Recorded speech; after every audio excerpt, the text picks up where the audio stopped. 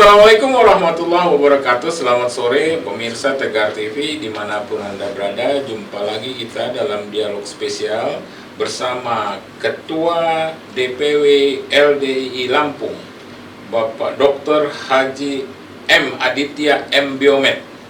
Selamat sore nih Pak Dokter. Selamat sore. Iya, Pak Dr. Haji Muhammad Aditya M. Biomed didampingi oleh Sekretaris LDII DPW Lampung, Bapak Dr. Andes Haji Heri Sensus tadi. Selamat datang Pak Heri. Selamat datang Pak. Ini bukan yang pertama kali. Ya, mudah-mudahan nggak bosan ya. Sudah beberapa kali.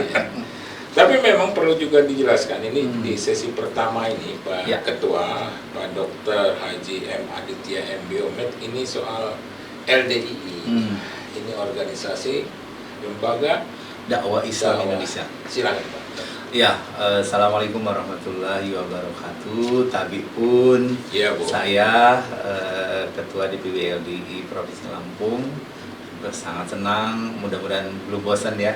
Kita sering diajak berdialog tentang banyak hal tentunya dengan Pak Umar. Saya sangat respect dengan beliau, terutama waktu beliau masih sering nulis nih. Lembaga Dakwah Islam Indonesia adalah salah satu ormas Islam di Indonesia. Kita sudah ada sejak tahun 1972. Jadi dulunya kita namanya ada yang ada Yakari, terus yang agak lama itu kita itu namanya itu Lemkari. Lemkari, Lembaga Karyawan Islam Indonesia.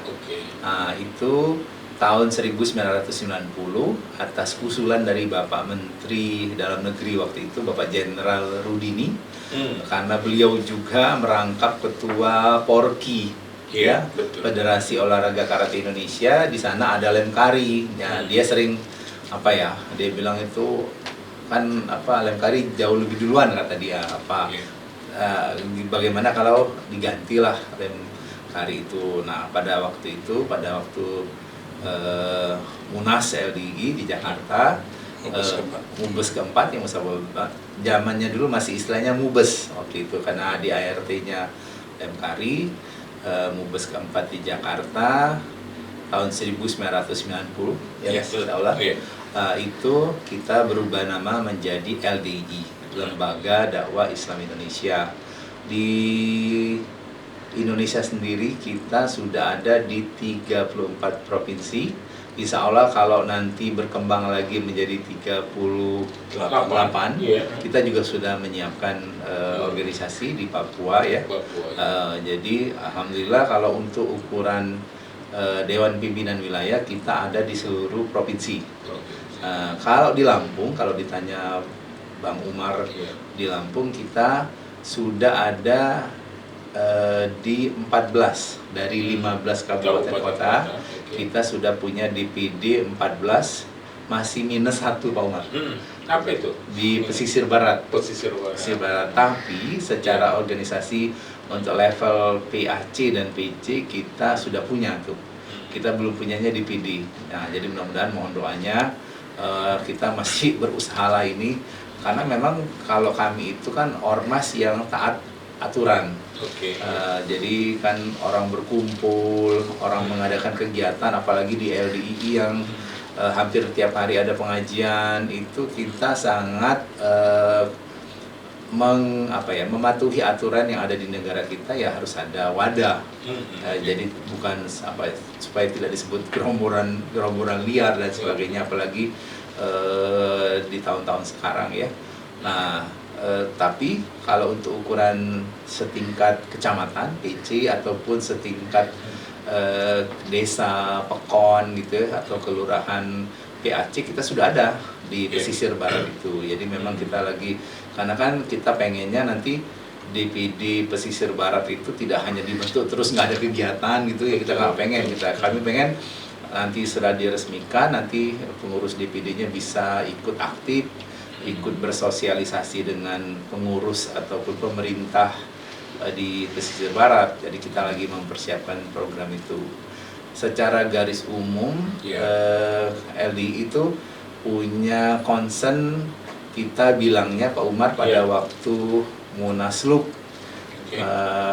di Jakarta tahun 2020, kita itu ada 8 program. Kalau dulu bilangnya cluster, waktu itu kan lagi masa pandemi. Ada 8 program bakti LDI untuk negeri, istilahnya itu. Jadi yang pertama kita programnya itu kebangsaan. Program kebangsaan itu kita sangat mencintai negara tanah air kita, karena kita lahir besar mencari makan dan insya Allah akan dikubur di bumi pertiwi ini, makanya kita sangat mencintai negara kita ini. Nah, meskipun kami lembaga dakwah, kami menempatkan program pertama itu kebangsaan. Jadi kita sangat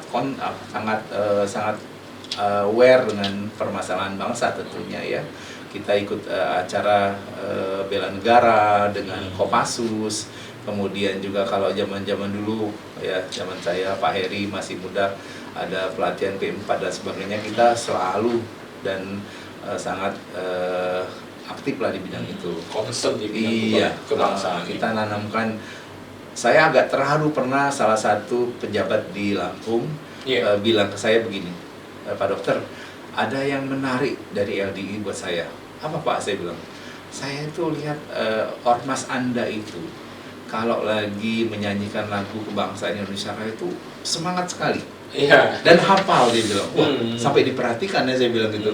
Padahal saya tahu warga Anda dan pengurus LDI itu belum tentu ASN, belum tentu orang yang berpendidikan, ada petani, ada nelayan dan sebagainya. Tapi begitu didengarkan lagu Indonesia Raya, mereka berdiri dengan tegak, kemudian hafal katanya. Saya agak batin, waduh ini harus saya cek juga nih. Itu poin kebangsaan. Iya, itu artinya berhasil lah menurut saya ya.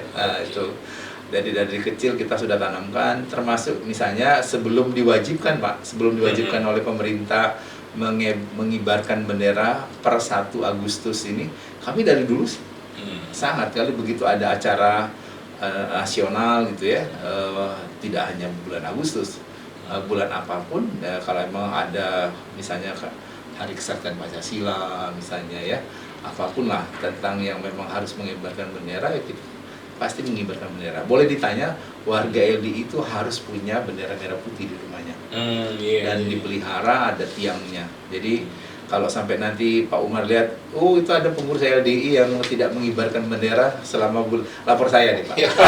Jadi kita akan tegur gitu ya. Nah, itu yang pertama kebangsaan. Yang kedua keagamaan. Nah ini karena memang kita kan di bidang dakwah. Dakwah di LDI itu dimasukkan ke keagamaan. Program kita, dakwah kita itu kita sebutnya dengan green dakwah. Dakwah yang sejuk, dakwah yang hijau, dakwah yang tidak memprovokasi gitu ya. Bagaimana kita sebagai satu bangsa dengan berbagai suku, kepercayaan dan sebagainya, keberagaman itu adalah satu sunatullah. Jadi memang kita tidak bisa menyamakan dan tidak boleh menjelek-jelekan yang lain. Nah, jadi kita memang diajarkan untuk dakwahnya dengan baik, ya. Termasuk juga green dakwah itu memang diwujudkan dalam bentuk tindakan kita mencintai dengan lingkungan kita. Kami setiap hari kebersihan sampah, hari menanam itu kita aktif Pak. Jadi memang kita sangat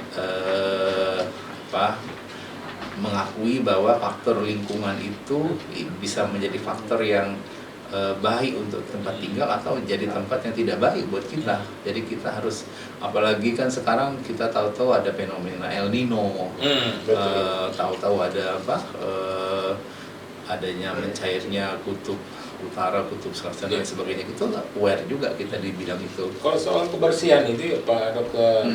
Aditya ini, saya dengar juga bahwa LDI itu soal bersih-bersih masjid itu gimana itu? Ya, jadi tahun ini kita mendapat surat dari Ketua Umum kita, bulan Agustus itu ada 2 program sebenarnya dilaksanakan secara skala nasional. Yang pertama bersih-bersih, jadi bersih lingkungan. Nah itu yang kita juga kaitkan dengan tadi yang kita cinta lingkungan itu. Setiap PC, PAC, DPD, DPW silahkan sesuai situasi kondisi untuk membersihkan lingkungan sekitarnya sesuai dengan yang ada. Misalnya di tempat kita ada masjid, selokan, ataupun kuburan misalnya ya, atau mungkin ada tempat ibadah orang lain, kebetulan ada beberapa masjid LD itu dekatnya ada gereja dan sebagainya, silakan aja berkolaborasi. Jadi itu. Nah, yang ketiga adalah ekonomi. Tentunya utamanya ekonomi syariah ya, karena kesejahteraan umat ya, kita ngomong apa banyak hal, tapi kita tidak kuat secara ekonomi, rasa-rasanya akan susah ya. Nah, yang keempat terutama tadi ekonomi syariah. Yang keempat masalah lingkungan ya, masalah lingkungan dan ketahanan pangan. Jadi kita juga sangat menyadari penting sekali kita konsen juga ke sana. Beberapa inovasi yang sudah ditelurkan oleh LDI tentang pangan ini. Yang kelima kesehatan. Jadi kesehatan dan pengobatan tradisional. Nah ini kita juga, bukan saya dokter terus ke situ. Jadi memang kita secara nasional kita mendidik warga kita untuk bisa tidak gampang mengonsumsi obat-obat kimia, tapi obat-obat yang ada di perkarangan kita dan sebagainya gitu ya. Menarik nih Pak Ketua. Ini sudah sampai 5 poin nih. Kita akan lanjutkan pada poin selanjutnya. Karena tadi infonya ada 8 nih. 8 ya gitu ya Pak. Tadi. Ya pemirsa Tegar TV dimanapun Anda berada, kita akan lanjutkan dialog spesial kita pada sesi berikutnya. Jangan kemana-mana pemirsa, tetap di Tegar TV.